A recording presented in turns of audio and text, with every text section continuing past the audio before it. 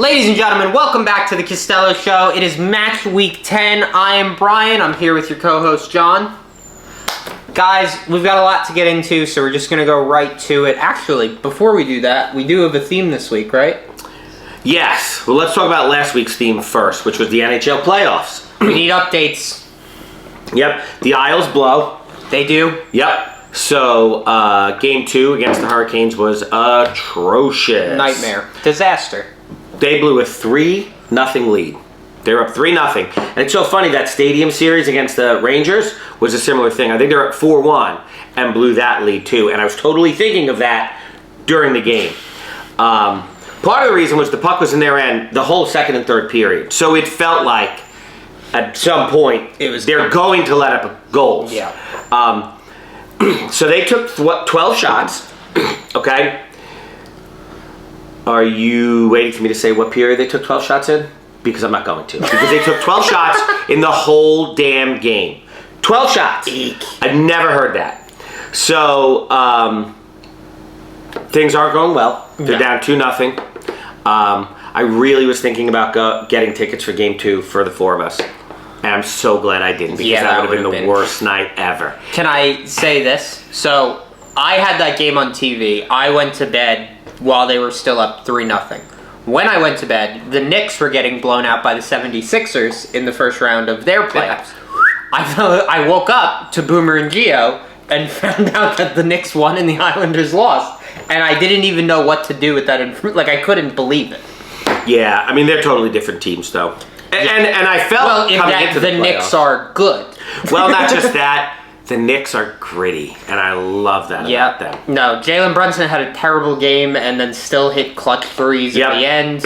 Came back. Yeah, the Islanders, I felt like they were gritty, and this series has looked awful. Like, going into the playoffs, they were so hot, everything was good, and it is the opposite. And so, Game 3 is home, right? So that could change a lot of things. It's at UBS. It's tomorrow night. Tonight's Wednesday. That's when we generally record. They need to hit people. Like really, like they want their heads to come off their bodies. Yeah. You guys are used to John's soccer talk. This is hockey talk now. Yeah. I'm not messing around. Now we're getting vindictive. Barzal, Horvat, Lee, Nelson, Palmieri, they all need to score goals. Like, 2-0 down. If they lose this game, it's over. Like, it's totally over. And what's really frustrating, so I'm a big Islander fan, and like, when they're losing, I'm not happy.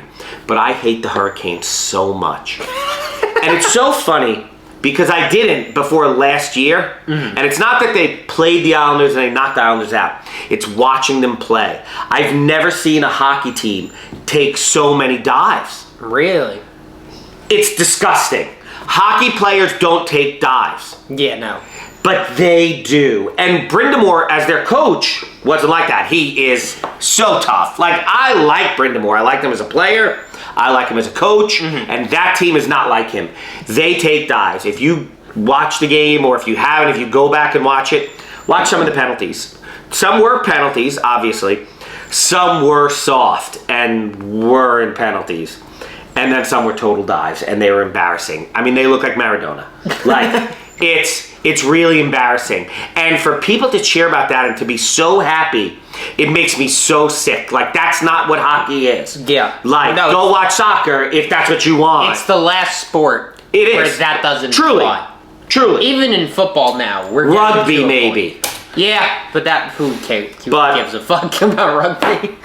Actually, I watch the entire Six Nations every year. But you're not watching leagues. No. You're watching international. Yeah, I watch international. And if we were in Irish, I don't think I wouldn't, because I'm an Ireland fan over a rugby fan. Right. It's just like I can watch any sport in the Olympics. When the U.S. won the curling medal, I was so happy. That was so good. It was awesome.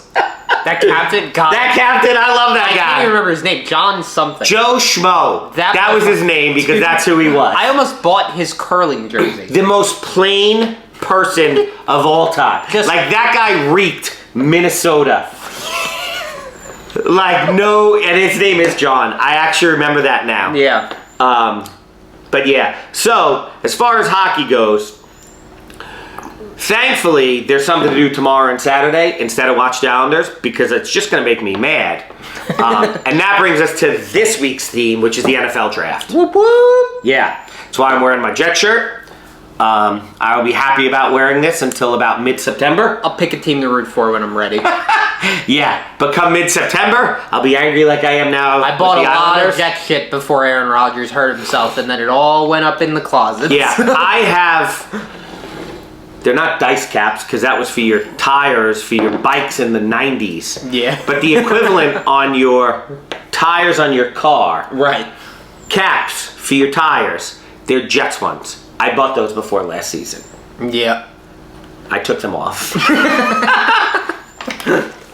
Yeah. 4 plays in, the season was over. So hopefully that's not the case this year. It got so bad that I started watching Dolphins games with my girlfriend, and I'm a Jets fan. I should not Be a Dolphins fan. I should not be watching the Dolphins. Though I will say, Mike McDaniel, I'll root for him wherever he goes. I love that guy. Well, you like Tyreek Hill too, don't you? I like Tyreek Hill. He's just so fast and silly. He is fast. And he's fun. He's a good guy. And it doesn't really matter that he probably, it's a little bit his fault. His house burned down. It's fine. That was funny. I think HM, that running back, is actually faster than him. Too, No, yeah. which Well, is and crazy. Tyreek Hill had the record, and then HM passed him Did he? in game. I thought he was Because fast. AWS is the one that said he was the fastest, and Tyreek was like, run that back. That ain't right. So, draft starts tomorrow. Okay? Quarterbacks is always the story now. Yep. Because everybody thinks that the quarterback is the only player you need on your team. And it's ridiculous. Yeah. Well, now that you can't tackle any of the receivers, it doesn't really help you to have... Well, you can't tackle the quarterback either, even True. more. You can't tackle anybody. No. But it's ridiculous that everybody thinks all you need is a quarterback and that's it. And then they don't think that the rest of the team affects the quarterback. And maybe guys that aren't, they were busts. And it was like, well, maybe this team was around them. Like David Carr. David Carr was the first overall pick for the Texans.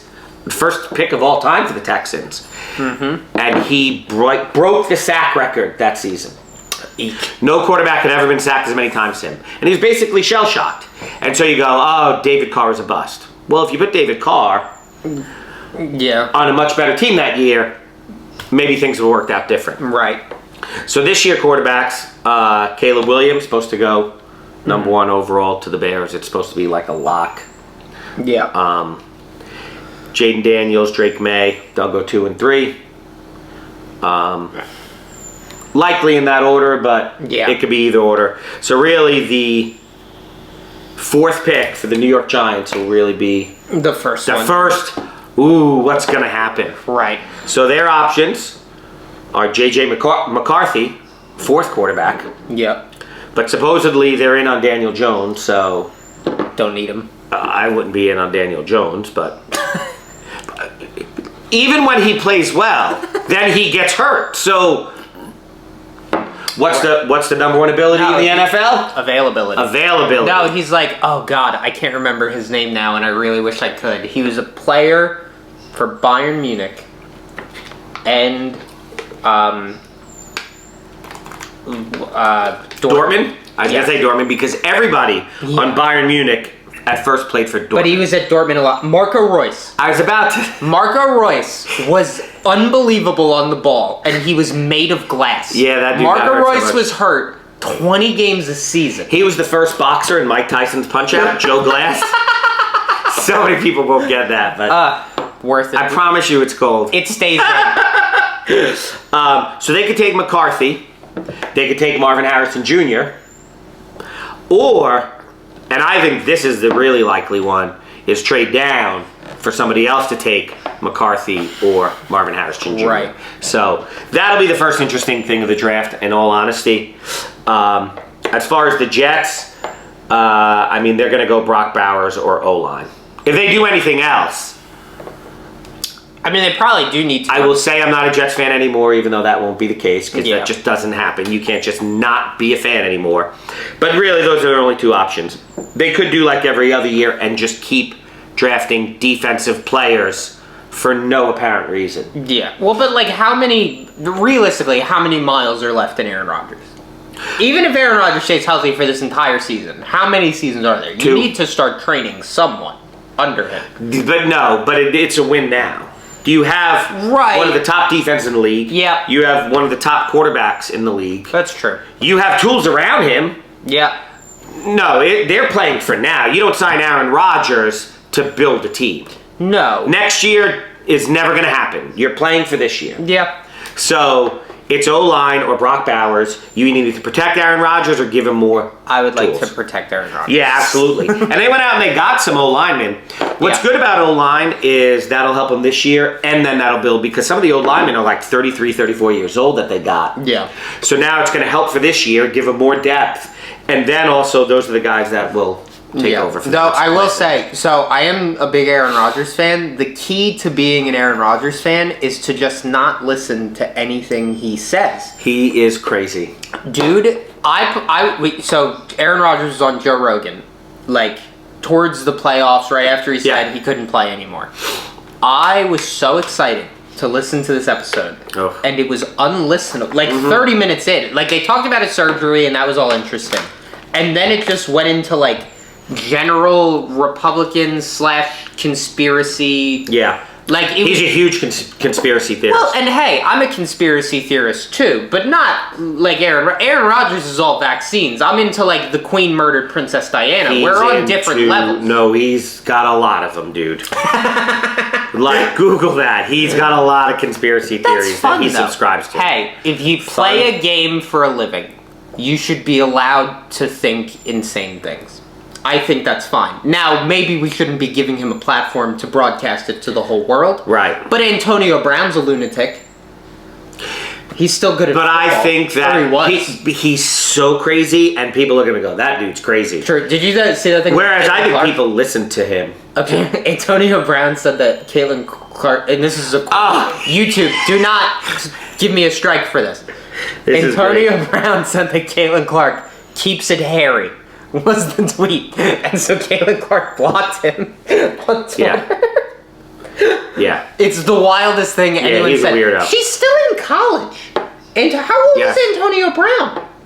My age? That's wild. Nah, he's not my age. But he's got to be close. He's got to be at least in his mid to upper 30s. Wait, and I don't want to say he's wrong, but I do want to say you don't tweet that.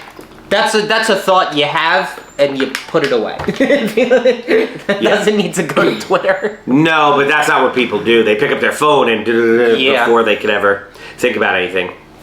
As far as the Jets, when I was talking about O-line, so Joe Alt from Notre Dame and J.C. Latham out of Alabama are both good picks. I don't know to the Irish.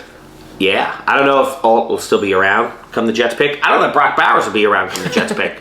So it just might be Latham by default, which is not a bad pick at all. Yes. But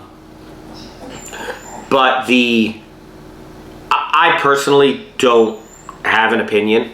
I actually really like Kyle Pitts when in the Zach Wilson draft. And he is not. Well, that one worked out well. Yeah, he hasn't turned out to be anything. Well, I'll say, as much as he hasn't turned out to be anything, he's still better than Zach Wilson, which I wanted them to trade down and potentially get Pitts and Penei Sewell. They really could have with that 2 overall pick. People wanted that, and that would have been amazing.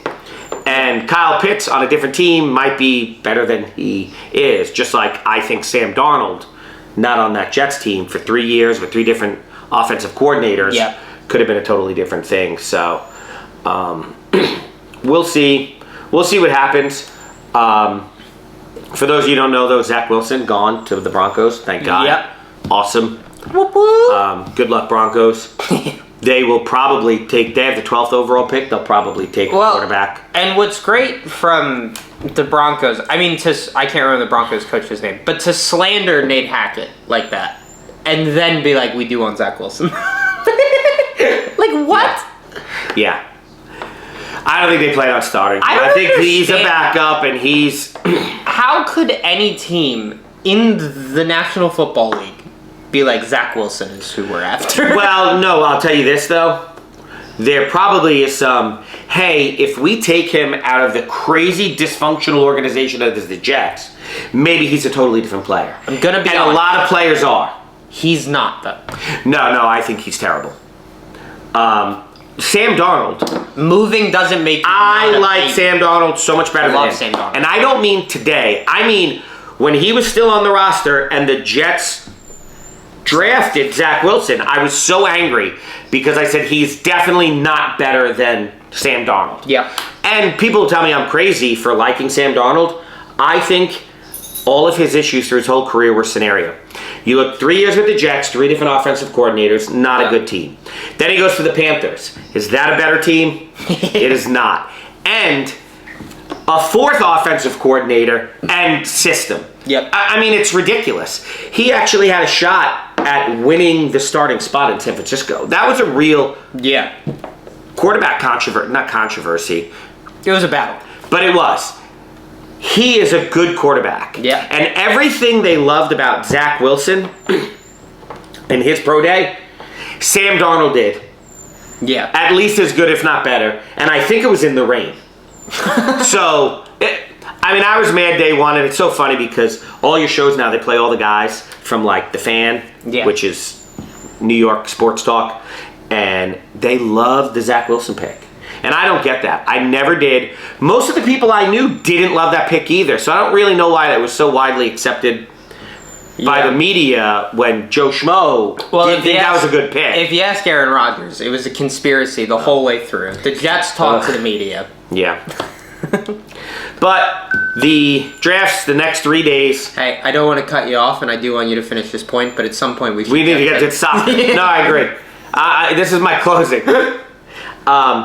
Next 3 days of the draft, there'll be winners and losers, according to the media. In reality, you don't win one game in the draft. Nope. Season doesn't start till the fall. So people get real high or low after the draft. Talk about the draft? I would like to see who's joining the Jets now, who's going to potentially help the team. But it's just the draft. We'll see. It's not any games. So, but that's our theme for the week.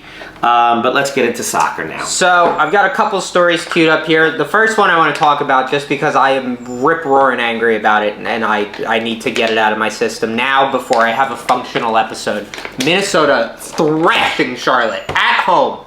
Charlotte laid down and died. Now Melanda's still not playing. Melanda said he was good, and Dean Smith said he wasn't. I honestly probably trust Dean there. I don't think Melanda... Well, yeah, players want to play. If Dean Smith said Melanda can't play, Melanda probably can't play. And that is part of this 3-0 loss. But, so 1 goal by Laud, which Robin Laud's great. What are you going to do? But then we've got... And 2 assists. And 2 assists. He was involved in all 3 goals. Yeah, then which, by the way, the assist to Laud was by Franco Fragapane. Don't know him. No. One of the goals was scored by Tanataloa Oluwasai. And the other goal was, by Hassani Dotson. Mm-hmm. What is happening? Oh, yeah. No Timo Pukki. Who else was big that wasn't on the field? There was another one that we... Longwani. Longwani wasn't. They both played 30 minutes. They both came in the 60th minute. And didn't do anything. And Sangbin Jeong, who they're supposed to love, and that's why certain guys aren't playing, he didn't even dress. Yeah. So I don't know if he's hurt or whatever, but he didn't even dress. So this was truly a B team. And Charlotte was what I've been saying they are. They're not a good team. And Charlotte's all jacked up, and oh yes, this is it, man. We're rolling now. It is early in the season.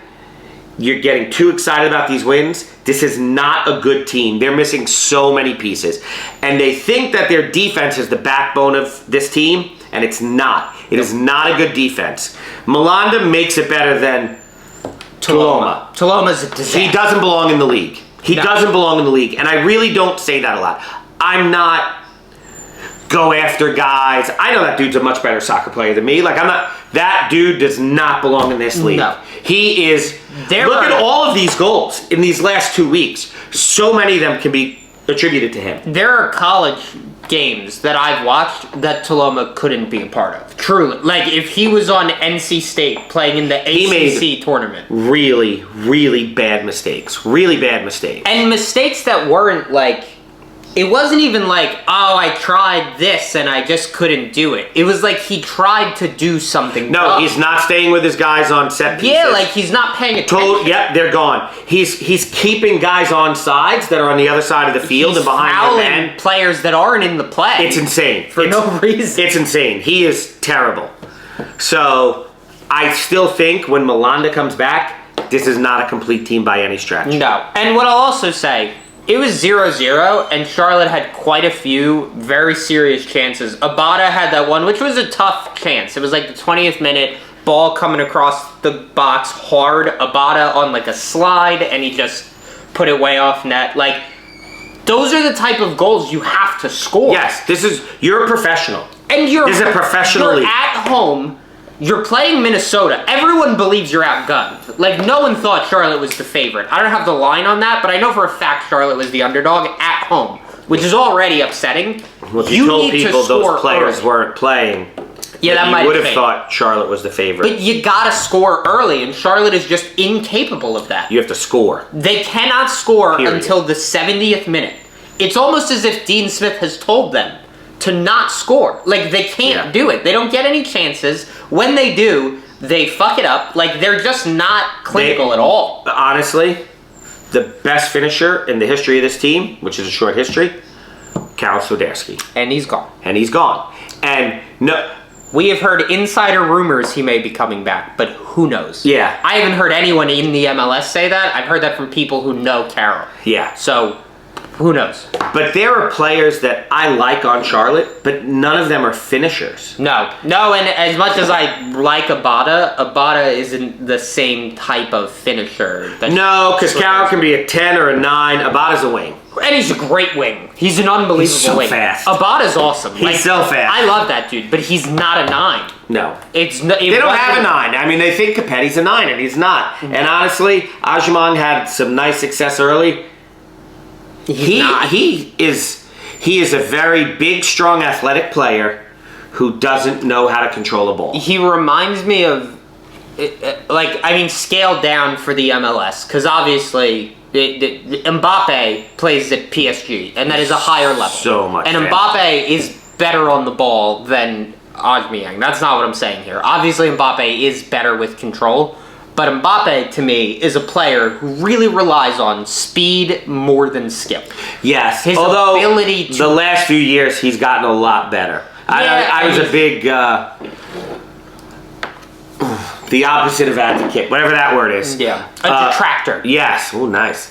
Of him, but he has gotten much better on the ball than he was. Yeah. No, well, and Aubameyang hasn't. No, he's not good on the ball at all. He's almost gotten... He's big, strong, and fast is what he is. Also, next game on the docket that I wanted to bring up here. So the Crew, 2-2 draw, which is, I mean, they're playing the Timbers. They'll take a draw against the Timbers. But the reason this game is on is because Cucho had 9 points. We all said we weren't sure about Cucho after his little meltdown. Maybe something was going on at home. We weren't sure. He's back now. Could have easily been 20 points, by the way. Yeah, no, I mean, there were more He hit the crossbar, the post, like... It was a great game. Yeah. Cucho is fantastic. Do you know that game, that was the first game that Columbus allowed a goal before the 44th minute this season? Wow. Well, yeah. And by the way, not to completely, shit on Portland here. Still put up 2 goals. Moreno and... On the road. Yeah, Moreno and Mora with goals, Evander and Williamson with assists. A real all-around team performance. Yeah. They looked very good. I mean, I don't want to knock Portland. Did you see Morera's goal? I didn't watch Mora's goal, no. I heard about it, but what a strike. Really? It was like 30 yards out. Yeah, that's what I heard. And up into the corner, like on a rope. That thing, it was a pill. Whew. Next up on the docket, Real Salt Lake setting fire to Chicago, ladies and gentlemen. 4-0 on the road. Did you say setting fire intentionally? Was that a... Yes, it was. Okay. We're getting that pun in. Ruined Chicago. Arango with 2 goals and an assist. Oviedo with an assist. Catronis with an assist. Who had the other goal? Diego Luna. Yeah. Goal. Well, Diego Luna's goal, by the way, he dribbled up and he dribbled closer, and nobody came near him. And he's like, "Oh, I'll just shoot the ball then." That defense was so bad. No, Chicago they're a dumpster fire. Horrible. The first goal, Chicho's goal, it was a pass back to, and Chicho just took it and scored. Like the mistakes were so bad by Chicago. It was like Chicago was trying to be Charlotte. That's not what I was gonna say. That's right. It was like they were like, "Hey, Salt Lake, you tell us what you want us to do." Like it was literally like they were waiting for something to happen. Chicho's goal on the corner. There was no one within 5 yards. No, that's not an exaggeration. Literally, there was no one within 5-yard radius of him. Yep. It was. If there's brutal defending. If there's one guy that you have to make doors mark, I'm gonna cover that guy. Yeah, I mean it's insane to leave him open. Yep. And then last on the docket that I wanted to bring up, we've got LA Galaxy 4-3 over San Jose. Kind of a nail biter here. 2 goals from Gabriel Peck, a goal from Painsol, and a goal from Ricky Puig, and then 1 goal from Gabriel Peck, and then the 4th goal, Yoshida there. Also some yellows and Yoshida with a red. Yep. That's really what made it possible to get back to 4-3. That's what made it a nail biter. And then Espinoza with an assist. Espinoza, by the way, climbing up the assist rankings. Yeah, no. Not the goal rankings. His team's terrible, but he still gets points. Yep. Abobase with a goal. Nice for him. He doesn't get a lot of those lately. Hey, goal's a goal. He was the one taken down in the box, though. So he's the one that earned the PK, at least. To me, that does matter. Yeah, absolutely. I agree. Also, Kikanovic with a goal, and then who had the 3rd one here? Well, and if you look, we talked about... Rodriguez, I already said that. You can't take 4 players, but you really might want to consider all 4 guys. Yeah. Puig, Painsol, Jovic, and Peck. Yeah. And they all had, at minimum, a decent week. Yeah, Peck and Painsol, 12 and 11. Puig had 9. Yep. You'll take all 3 of those every week. And Jovic had 6. That's not a bad week. Like, because they're so good and San Jose is so bad. By the way, it was everything we thought it'd be. Just an interesting number here. Maya Yoshida, defender for the Galaxy, if you don't know him, 8 points, despite the fact that they didn't have a clean sheet, and he had points taken away for goals allowed here. So 8 points with losing a point for goals allowed. That's for a defender, the goal is worth 6. So that does help. So let's get into last week's fantasy. We'll go ahead and start with my team. So 103 points, the best week I have ever had. Literally, I've never beaten. Well, not never. Not this season, except a double game week. Well, this season I haven't beaten 103. Last season I think I did actually. I don't have those numbers in front of me. Right. But this season, 103 points is my high for a single game week, and I still lost my fucking head. Good week, honestly. I mean, there's really not a lot to be mad at here. Steve Clark in the net, 3 points. Houston didn't get the clean sheet. Michael DeSantos with 4 points. And honestly, without having the clean sheet, 3 from your keeper and 4 from a defender doesn't bother me for no clean sheet. That's not bad. Right. Bombito from Colorado, 4 points without the clean sheet, and then Julian Gressel was a bust this week with 2. As he is every week but one. No, I'm starting. And by the way, we didn't believe in him, and this week still took him. We were like we talked about it. Yeah, no, insane. Ricky Puig with 9 points, like we just said. We're in the midfield now, obviously. Ricky Puig 9 points. Luciano Costa 12 points. He had a great game. Druisi with 2. Which basically here is the idea. He could have had more points, by the way. Yes. Both those goalies stood on their heads in that game. Here was the idea. I had Steve Clark and Michael DeSantos. If they did get the clean sheet, that's 10 points right there, and I don't give a fuck what Druisi gets. If Austin does score, Druisi will be involved. That was the game plan. It was the worst of both scenarios here. And it was in like the 82nd minute. Yeah, no, I've never been more angry at Houston in my life. Yeah. I try to really make it a rule to not care anything about Houston. Evander with 6 points, fine, nothing super exciting, but we'll take it. Then Cole Bassett with 4.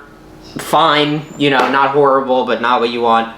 Lionel Messi is my captain with 38 points. We always say if Messi's playing, he has to be in your team, and he maybe has to be your captain. Yeah. You at least have to consider it.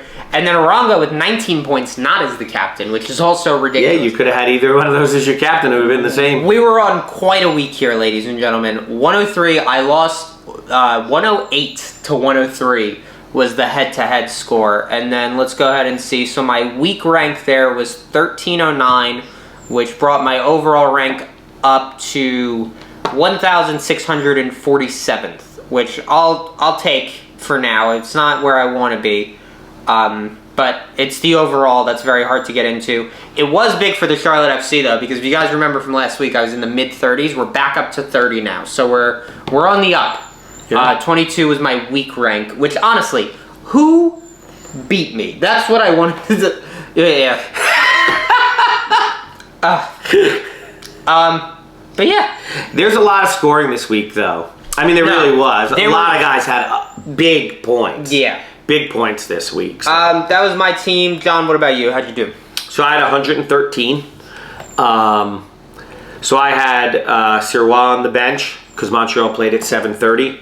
Originally, my plan was to put in Zach Steffen if Montreal didn't get the clean sheet because they were playing at 9:30. Mm-hmm. But Montreal let up a goal in the first half. So then I went with the team that I wanted to originally, which was Houston, like you, and I put Clark in. Sirois had 0 on the bench. Clark had 3 on the field. Steffen probably had 2 or 3 because he didn't get the clean sheet either. Keepers and defenders did nothing for my score this week. I had a pretty good week, and it was based on midfield and attack. Like my defense and keepers were so bad. And I said going into the week, I was not that confident. And I haven't been in a few weeks. And again, I'm not confident this week. I really don't like any of the defensive matchups. I think that these clean sheets are so hard to predict. And it's literally what you need. Even your Lennons, your Gressels aren't getting attacking points. There's no more Barreal. Yeah. That was a go-to last year. It's clean sheet or bust, and they're really hard to predict. Yeah, that's gotten difficult for sure. Defenders, I had Sosa on the bench, just like Sirois, Montreal. Yep. He had 0 points. I still threw a DNP on the field, though. Casanti had early points in the midfield for me, which basically put me from a 4-4-2 to a 3-5-2. And then when Klaus did well, I threw out a midfield DNP and went to a 3-4-3. So, gotcha. But I had Lennon and Gressel for offensive points. They had 3 points and 2 respectively. Not good. I was scared of Gressel, like we talked about, for good reason. And I will stay away from him unless he has multiple good games in a row. I'm done. He doesn't get involved in their attack. He really doesn't. No. Even though he's a wing, he's a midfielder, he's everything but a defender or a keeper, and he still doesn't get involved in this attack. And I don't understand because they don't have insane midfielders. No, I don't know what they're doing. Like, why is Gressel not involved? Is what I don't know. I don't know. And then he hurt my team value too, which I warned about. If you take him, and if he doesn't have a great game, you will lose money. And that's exactly what happened. I think 400,000. Yeah. My other defender was Michael from Houston. Is that who yours was? Michael Dos Santos. He had 4 points, which isn't bad for not having a clean sheet. But just like you, that cost me 10 points, that goal, between Clark and Michael. I got 12 total points from my keeper and my 3 defenders. By the way, if I did get those 10 points, that would have actually tied it up because the guy I played against had Dos Santos but didn't have Steve Clark. So that would have been the 5-point difference to make it a draw. Now, my midfielders were great. Almada and Puig had 9, Paintsel had 11, and Santi had 15. Yep. I mean, that's the week you want to have out of your midfield. I also had a DNP on the field because I had Santi on the bench, and then I wanted to play Klaus. So forwards, I captained Messi again. He had 19 points, which doubled to 38, just like yours. Yep.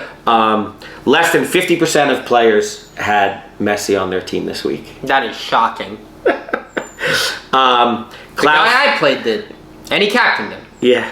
But Klaus off the bench had 13, and Jovic had 6. So really good for my forwards too. But the defense and the and the keeper really hurt. So, like I said, I had 113 in my head-to-head. It was 113 to 70. I played Rick. Yeah. I'm still trailing Caleb by a game. He's 8-1. I'm 7-2, so I'm in second place. But I play him this week. Yeah. As far as placings and money, so I had $130.8 million. I used 126.6 because of DMPs and switcheroos and stuff. So it's 4.2 million that I left. I am up another 1.7 million, so I now have 132.5 million. But all of my defenders and keeper lost money. Clark down 100,000, Sirois down 400,000, Gressel down 300, Michael down 200, Sosa down 400. Oh no, Brooks Flennon stayed flat. There you go. Insane. Actually, all of my guys that lost money were defenders or keepers. Yep. Everybody else made money. So, as far as rankings, for Charlotte, I came in 4th this week. So now I'm in the top 10. I am 8th overall now. Let's go. Yeah, out of the 453. So I'm 33 points from top 5. Nice. So I don't know that I can make that up in 1 week, but maybe within 2 or 3, get into top 5 and just keep going.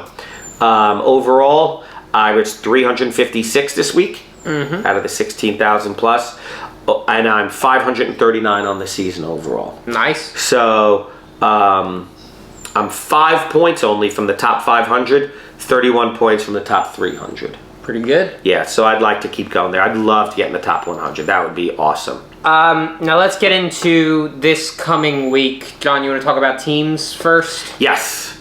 Like I said, I don't love any defenses this week. Yep. Here's what I like. I like Columbus D. They're allowing less than a goal per game at home, and Montreal is scoring just over a goal per game on the road. But none of those were clean sheets, so that's a little scary. Yeah. Plus, Columbus is playing actually right now in the CCC. True. It is 1-0 in the 53rd minute. Hey. So I like Orlando City D, also allowing a goal per game. Well, they're allowing actually exactly a goal per game.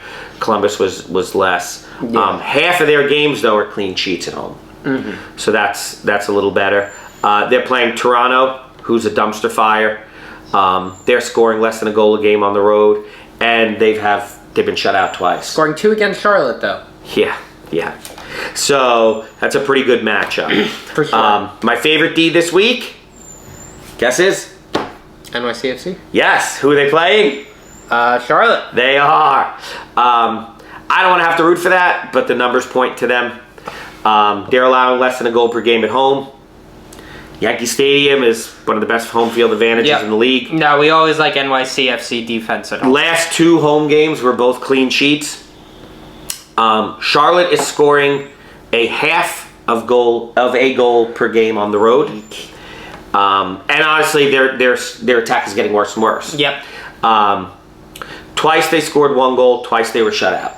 Yeah. So that is the play, really. So I also like Columbus, not just their D, but I like their attack. They're scoring almost 2 goals per game at home. Montreal is allowing over 2 goals per game on the road. And Cucho's back to being Cucho, like we talked about. Yep. A little worried about CCC this week, but Cucho's young.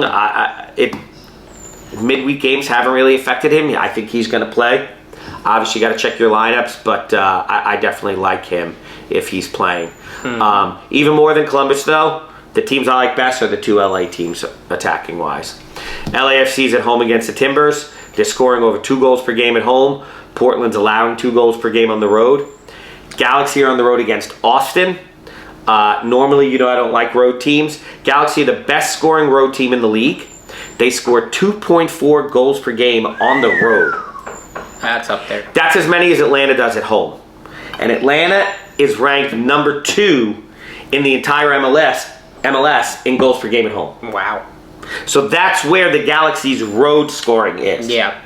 So, and Austin allows 2 goals per game at home this season. So, I also like Austin's attack in that game. Potential over. Yeah. Just like we talked about. I don't know. Kansas City and St. Louis. That's a potential over. but they're averaging over 2 goals per game on the road, and LA is allowing over 1.5 goals per game on the road. And the over in that game is, let's see, so LAFC, the over-under is 3.5. LAFC, hold on a second. That's giving me 2 LAFC. Is that supposed to be LA Galaxy playing San Jose? Did they just get that wrong? That's right. LAFC's playing Portland. Yep. The Galaxy's playing Austin. The Galaxy, that one's up here. That is also 3.5. So they're both 3.5. I guess it's giving me next week. I like the over. By the way, okay, I'm already in on BetMGM, and I really should have saved this rant, but I'm just angry enough to do it now. I didn't get an LA Galaxy line until the game was like 30 minutes to kick off. So it was already too late to bet that game because the bets were already made. I'm not dealing with a bet right before a game starts. But now, I'm getting lines on BetMGM for next week's games. So you can't give me the LA Galaxy until it happens. But you can give me LAFC for next week? Yeah, that's odd. Everybody go to DraftKings. I'm so tired of this. I hate this app. Go on. There's one more team that I like. It's Nashville, actually, for the first time this season. Why do I like Nashville? Because they're playing San Jose. Yeah. And they're home. So they're only scoring 1.4 goals per game at home this season, but San Jose is allowing twice that on the road. Actually, exactly, 2.8. Second worst in the league, in front of only Nashville, actually. Wow. Who's allowing 3 full goals per game on the road. So I do like Nashville's offense because of that. And those are the teams that I like. Why don't you talk about your players? Which, by the way, over in that game is 2.5. I'd definitely be thinking over there.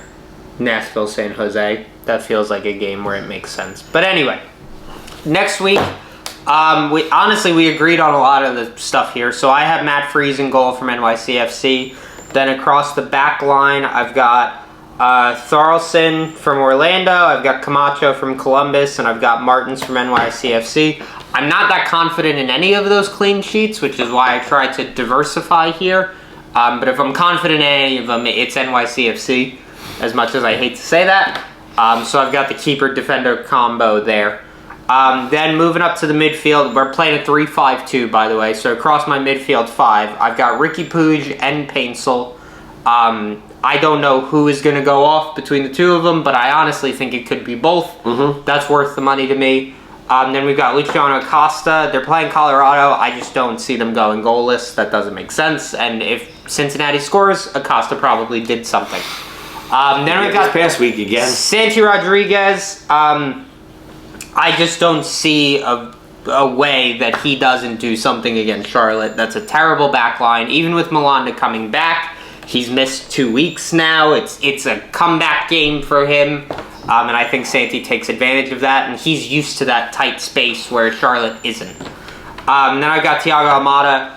I'm so low on Chicago, and I feel like I've not played Almada as much as I should maybe this season. If there was ever a time to get him in, I think against Chicago is it. Then moving up top, I've got Messi. He's captained. We'll check the lineup there, obviously. You know, sometimes Messi doesn't play, but they're out of the CCC now, and the Revolution is pretty terrible. I would be shocked if Messi doesn't have a field day if he does play.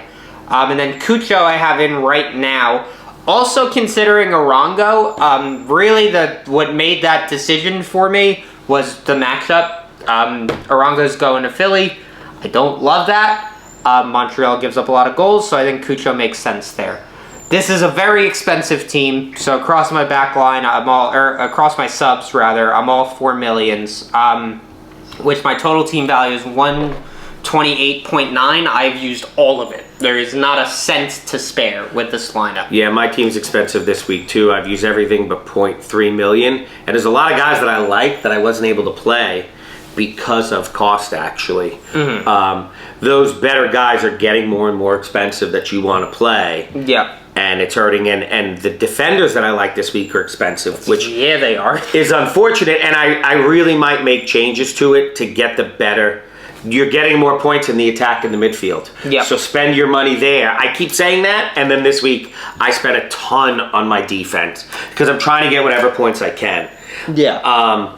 The 3 keepers I like the most are Freeze, Galese, and Schulte, probably in that order, and they all play at 7:30.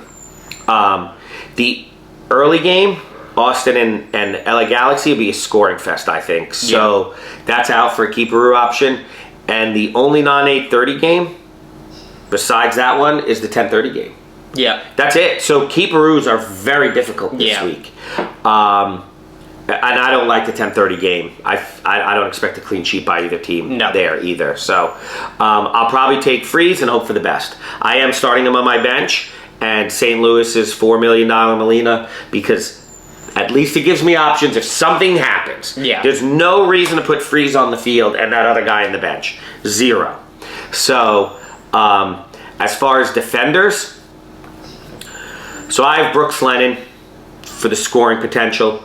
I couldn't afford Almada, so I'm hoping scoring comes from Lennon. Right. Whether it be assists, goals, whatever. I have Thorolson on Orlando. He's 8.1 million, which I don't like. But if you look at all those Orlando defenders, he's the only one to me. Well, he gets goals and assists. Yeah. He has so many more points than those other guys. Yeah. And so that's why right now I have spent the money on him. For NYC, it's Martins. Again, look at him compared to the other ones. He's 7.7 million. That's so much for a defender. But he gets so many more points than the other guys. Yeah. I've got Albin right now. Hopefully he plays. If he doesn't, that'll wind up saving me money. But I hope he does play because I think Miami's going to score and I think he's going to be involved. And then I really wanted Admonson. He's a lot of Zawaski. Is that? Yeah. A lot of people like him. Look at the numbers. Admonson's the one who gets the points. Admonson's great. But he's too expensive. So I have Farsian right now, who doesn't actually play as a defender and gets involved in the attack as a midfielder. And he's only 4.4 million. Wow. So I might look for more things like that. Tavon Gray is someone I've liked at NYC. So I could replace Martins with him and save myself money and then go out and get more expensive midfielders and forwards. But he didn't play last week, so right now I'm starting with Martins, and we'll see how it goes from there. Midfielders, I like Bogusz. He was involved a lot. Yeah. And he's only 8.5 million. He is a 9. He plays as the 9 there. Yep. So, and I like them this week. And I couldn't fit Bouanga in my team, so I thought, let me go with Bogusz. Right. Right now I got Evander. I like him almost every week, and I didn't play him last week because there was too many other guys, and it just seems like a good fit again. Yeah. Santi, you like him too. I like the best player on the other team against Charlotte. Yeah. At home. Almost always. Puig. Yeah. I had to choose between Puig and Paintsel. I went with Puig. Paintsel had the better week last week, so I'm going to go with Puig. And actually Driussi. And I got Puig and Driussi on the bench because they're in that early game. Right. I think LA, you can score against LA. And Driussi had opportunities. I think he's going to score this week. Guys, we're back. We had a little bit of camera trouble there. Too much NFL talk, and we completely drained the battery. So we are back. John, let's continue from the forwards. All right, so I had Messi. Like every week. Yep. I got Cucho. I'm a little scared of the CCC, but not that scared. He's young. He should be playing. I'll check my lineup, obviously. And I have Peck. Really like LA. He's been playing better than Jovic, and he's a lot cheaper. And I told you, all these guys are really expensive, so I might need to save money there. And I think Peck, you saw what he did last week. So yeah.